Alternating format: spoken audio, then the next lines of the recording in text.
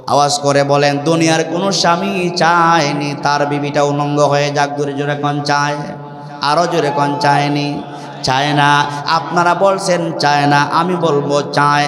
যদি বলেন আমার কথা সত্য না আপনাদের কথা সত্য, বাস্তব মিলাতে গিয়ে আপনারা দেখবেন মাঝে মধ্যে আপনারা পার্কে যাবেন, পার্কে যায় দেখবেন নিজের বিবিকে স্বামী এমনভাবে নিয়ে যায়, আপনি না চাওয়ার হইল আপনার মন বারবার তার দিকে চাইতে চায়। জোরে কোন আছে না নাই? ও মা বোনেরা শোনেন, পর্দা করা ফরজ। পর্দা করা কি? ইয়া আইয়ুহান নাবিয়্যু লাস্তুন্না কাআহাদিম মিনান নিসা। আল্লাহ পাক নবীর বিবিদেরকে পর্যন্ত পর্দার কথা বলেছেন, পর্দা করা ফরজ। কিন্তু ময়মনসিংহে এমন মা বোন আছে কিনা আমি জানি না, রাস্তা দিয়ে হাঁটলে বোরকাওয়ালি মহিলার সংখ্যা বেশি না বেপর্দা মহিলার সংখ্যা বেশি? রাস্তাঘাটে যে আপনারা যান, বোরকাওয়ালি মহিলা কয়জন দেখবেন? 100 জন মহিলা যদি তাকে 10 জন মা বোনের গায়ে বোরকা আছে, বাকি 80-90 জনের গায়ে বোরকা নাই। জোরে কোন ঠিক কিনা? বলুন তো দিকে আমার ময়মনসিংহের ইমানদার ভাইয়েরা, যেই বাবা তার মেয়েকে বোরকা ছাড়া মাঠে ছাইরা দেয়, যেই স্বামী তার বিবিকে বোরকা ছাড়া বাহিরে ছাইরা দেয়, যেই ভাই তার আদরের বোনটাকে বোরকা ছাড়া বেপর্দায় ছাইরা দেয়, বলুন তো দিকে ওই স্বামীর উপর আল্লাহর আযাব আসতে পারে কি পারে না? আমার ভাইয়েরা রাগ কইরেন না, যেই স্বামী তার বিবিকে মাঠে বেপর্দায় ছাড়বে ওই স্বামী রুজির মধ্যে বরকত হবে না। যেই বাবা তার মেয়েকে বেপর্দায় ছেড়ে দিবে ওই বাবার কোটি টাকা থাকলেও বরকত হবে না। ও মা বোন পায়ে ধরে বইলা যায়, আপনারা হলেন সম্মানের মানুষ, আপনারা হলে ইজ্জতের পাত্র, সম্মানের পাত্র। মহিলারা মা বোনরা পুরুষদের চাইতে জান্নাতে যাওয়া একদম সহজ। কথা কোন ঠিক কিনা? আল্লাহর হাবিব বলেন উম্মত শোনো, আল্লাহর হাবিব বলেন উম্মত শোনো, একজন মহিলা যদি দৈনিক 5 ওয়াক্ত নামাজ পড়ে, কত ওয়াক্ত? একজন মহিলা যদি দৈনিক 5 ওয়াক্ত নামাজ পড়ে, আর সামনে রমজান মাস আসছে, মহিলা যদি ওই রমজান মাসে রোজাটা রাখতে পারে, আর যদি নিজের সতীত্বের হেফাজত করতে পারে, সতীত্বের হেফাজত যদি করতে পারে, 4 নম্বরে স্বামীর খেদমত যদি করতে পারে, এই 4টি গুণে যদি মহিলা গুণান্বিত হতে পারে, মদিনার কামলিওয়ালা নবী বলেন ও মা, কিয়ামতের ময়দানে ওই 4 গুণওয়ালা বিশিষ্ট মহিলার জন্য মহান আল্লাহ পাক জান্নাতের 8টা দরজা খুলে দিবে। মহিলারা জান্নাতে যাওয়া কঠিন না সহজ? আরো জোরে কোন কঠিন না সহজ? আমার ভাইয়েরা, কথায় তো কথা লম্বা হয়ে যায়, বলবো নি না অসুবিধা হবে? কথায় কথা লম্বা হয়ে যায়। আল্লাহর হাবিব যখন মেরাজে গেলেন, আল্লাহর হাবিব মেরাজে গেলেন, জিবরিল আমিন আল্লাহ নবীকে জান্নাত দেখাইছেন, জাহান্নাম দেখাইছেন, নবীকে নিয়ে জান্নাতও দেখাইছেন, জাহান্নামও দেখাইছেন। আল্লাহ নবী জাহান্নামে যাইয়া তাকায়া দেখলেন একদল লোক, এমন একদল লোক আছে যাদের সামনে ডান দিকে ভালো ভালো খাবার, দামি দামি খাবার, কিন্তু ওই লোকগুলা ডান দিকের ভালো ভালো খাবার না খাইয়া বাম দিকের পচা দুর্গন্ধ ময়লাযুক্ত খাবার, যেই খাবারগুলা মানুষ খাইতে পারে না, কুকুর আর বিড়াল এগুলা খায়, পচা দুর্গন্ধ খাবার বাম দিকে স্তূপ করা আছে। আল্লাহ নবী তাকায়া দেখলেন ডান দিকের ভালো খাবার ওরা খায় না, বাম দিকের পচা দুর্গন্ধ ময়লা খাবারগুলা বড় আফসোসের সাথে খাইতেছে। আল্লাহর হাবিব বারাক্রান্ত হৃদয় নিয়ে জিজ্ঞেস করলেন, জিব্রাইল, এত সুন্দর উম্মতরা, এত সুন্দর নুরানি চেহারা ওদের, জিব্রাইল বলো এরা কোন নবীর উম্মতেরা? ওরা তো দেখা যায় এত সুন্দর চরিত্র, এত সুন্দর চেহারা, কিন্তু ভালো খাবার না খাইয়া মন্দ পচা দুর্গন্ধ খাবার খায়, এরা কোন নবীর উম্মত? জিবরিল আমিন বললেন, ইয়া রাসূলুল্লাহ, ইয়া হাবিবাল্লাহ, ওরা হলো আপনি নবীর উম্মত, অন্য কোন নবীর উম্মত না। আল্লাহর হাবিব বললেন, জিব্রাইল, ওরা কোন অপরাধের কারণে পচা দুর্গন্ধ খাবার খায়? জিবরিল আমিন বললেন, ইয়া রাসূলুল্লাহ, ইয়া হাবিবাল্লাহ, ওরা আপনার উম্মত। দুনিয়ার জিন্দেগিতে ওরা ছিল এমন মানুষ ছিল, ওদের ঘরে তাদের হালাল বৈধ বিবি ছিল, ওদের ঘরে হালাল বৈধ বিবি ছিল, স্ত্রী ছিল, ঘরে হালাল বৈধ স্ত্রী রাইকা অন্য মহিলা নিয়ে রাত্রি যাপন করে এমন মানুষ আছে না নাই? হালাল বিবি করে রাইকা অন্য মহিলা নিয়ে রাত্রি যাপন করে, ওরা হলো আপনার উম্মতদের মধ্যে ওই সমস্ত পুরুষরা নিজের বিবি হালাল পন্থার স্ত্রীকে গড়ে রাইকা অন্য মহিলা নিয়ে রাত্রি যাপন করেছে, অন্য মহিলাদেরকে নিয়ে সময় কাটাইছে। এই জন্য কিয়ামত পর্যন্ত পচা দুর্গন্ধ খাবার খাইবে।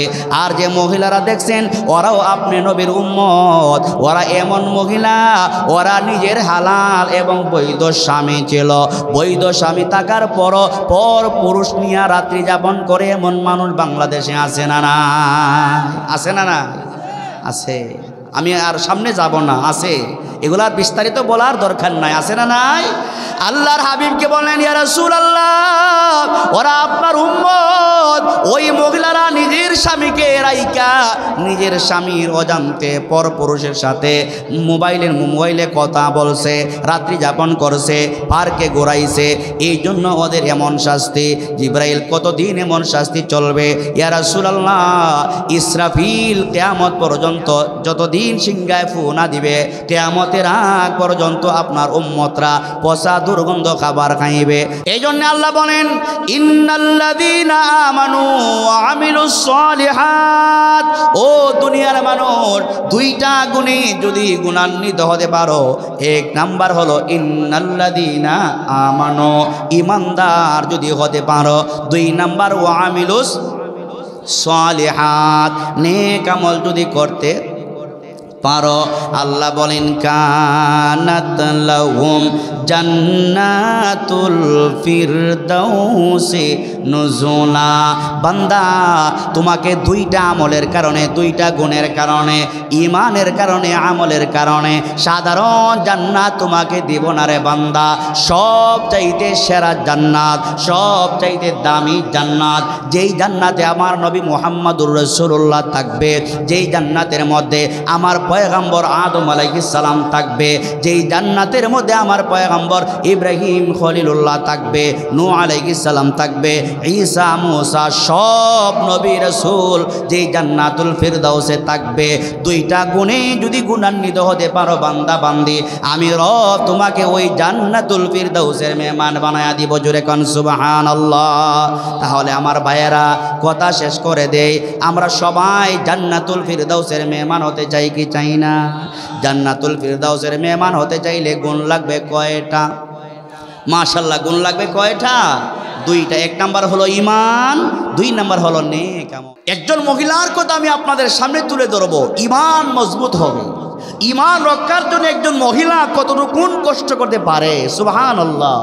আর আমরা আমাদের ইমানের দামটাই তো বুঝি না। এই জন্য মুসলমান ইমানদার সামনের কাতারে নামাজে যায়, মক্কা মদিনা হজ করে, তাওয়াফ করে, আবার দুর্গাপূজার সময় হইলে দুর্গাপূজায় সামনে যায়। জোরে কোন ঠিক কিনা? এমন ইমানদার ময়মনসিংহে আছে না নাই? আওয়াজ করে কোন আপনাদের এলাকায় আছে না নাই? ইমানদার তো সে দুর্গাপূজা যাইতেই পারে না। চিল্লায় কোন ঠিক কিনা? একজন মহিলার ইমান কত মজবুত শোনেন, কত পরীক্ষা, কত কষ্ট, তারপরও উনি ইমান ছাড়েন নাই। আপনারা অবশ্যই ফেরাউনের নাম শুনেছেন, শোনেন নাই? মাশাআল্লাহ আমার ভাইয়েরা, আপনারা অবশ্যই ফেরাউনের নাম শুনেছেন। আওয়াজ করে বলেন, ফেরাউন কি ভালো ছিল না খারাপ ছিল? জোরে বলেন, ফেরাউন কি ভালো ছিল না খারাপ ছিল? খারাপ মানে এর চাইতে বড় জালেম আর কেউ নাই। সে নিজেকে আল্লাহ দাবি করেছিল, আনা রাব্বুকুমুল আলা। জোরে কোন আনা রাব্বুকুমুল। ফেরাউন নিজেকে নিজে আল্লাহ দাবি করেছিল। আমার ভাইয়েরা শোনেন, আল্লাহ পাক কোরআনে তার এই ইতিহাসকে তুলে ধরেছেন। ফেরাউনের সেই ইতিহাসকে আল্লাহ তাআলা তুলে ধরেছেন।